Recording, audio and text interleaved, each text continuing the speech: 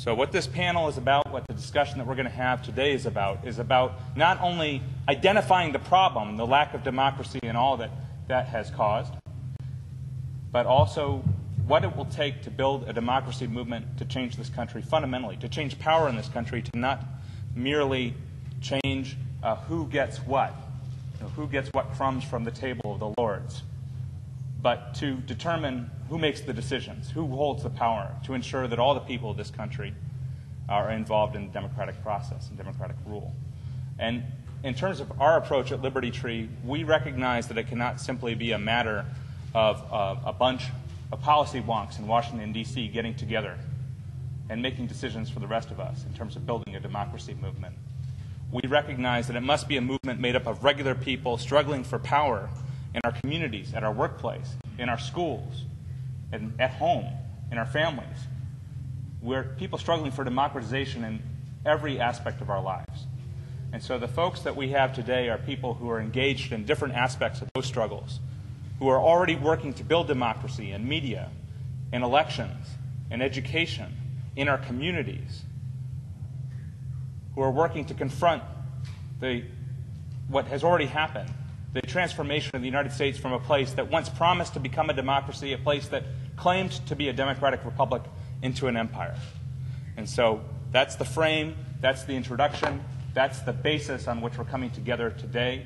And I want to start off by welcoming our first presenter, my good friend John Nichols. He's the editor of the political reporter for The Nation magazine and the editor of the editorial page of the Capital Times, my hometown newspaper in Madison, Wisconsin. And please welcome John Nichols. CNN's offices are right here. They don't even have to walk out. They could point the camera through the window and present the event. I mean, and color me crazy, but I think there's enough of us who have egos enough we'd even walk into the studios and be glad to talk to them. And yet, I watched CNN this morning as I was working on the speech. Not a single reference to this. Lots of references to things in Glasgow or in other places around the world. I'm glad they got a little bit of international coverage, but you couldn't find a lick of news. And you know what was still really big? Paris Hilton is now on vacation in Maui. You know, there was more on Paris Hilton in Hawaii than there was on 10,000 people outside the studios of CNN. Critical crisis. We have to understand that when we talk about building a democracy movement, we talk about structural changes, and one of those structural changes is that you have a media system that covers the country in which it's located and covers the people of that country. If you don't have that, you cannot have democracy. Fourth, let us recognize that a democracy movement must be as welcoming and as inspiring as Emma Lazarus. Her poem, The New Colossus, is exactly the kind of message we ought to be delivering to the American people as well as people around the world. We need to be as poetic in our ideals, as epic in our reach, and as warm in our embrace. Let it never be suggested that our democracy movement is merely about power. Let us be the embodiment of what we seek our nation to become. Let us lift our lamps beside the golden door.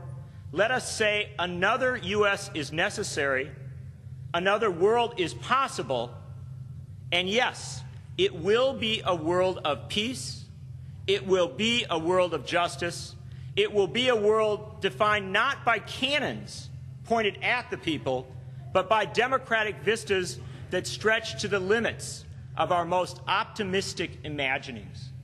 We must be attractive to the people we ask to join us. But we need to do it at the municipal, local level. So it can't just be about individuals violating unjust laws. It has to be about communities themselves violating unjust laws, and in fact putting new laws in place that directly contradict the current structure. So if the courts want to tell us that corporations have First Amendment rights and that communities actually don't have the right to ban corporate money in elections, well, we'll just pass laws that say that actually that's not the case in this community, and we'll beg them to tell us otherwise. Come tell our citizenry that democracy is not real, Supreme Court. Come do that. Why don't you show yourself for what you really are? Because the biggest threat that we have to democracy in this country is this mistaken belief that we have it. So let's expose that it's not here and that it's nowhere to be seen. The new constitution introduced this term of participatory democracy, in which, for example, we have a very, at least from my point of view, a very, you know what the law initiative is? You know, the way in which people introduce law into the Congress to be approved. So we, in the Constitution, we flexibilize, I don't know if that's the word.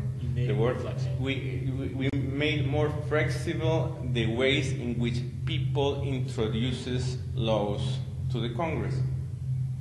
There are three different ways. You can introduce a law in the Congress of Venezuela as through a representative. You can introduce a law in Venezuela if you are part of a political party, and you can introduce also a law in Venezuela if you have enough signatures to introduce that law. And those signatures are not like 80% of the population or something like that. Those signatures are designed to allow people to introduce laws. Enron ripped off California for $178 billion and got away with a small fine.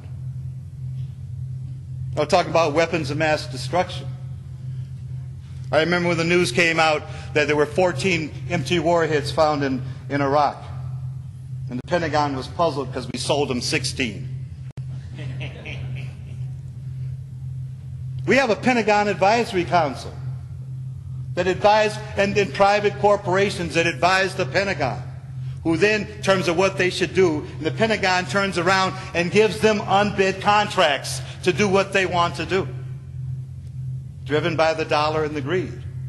And now Halliburton's moving out of the country so they don't have to pay taxes, and all this war and everything else rides on our backs.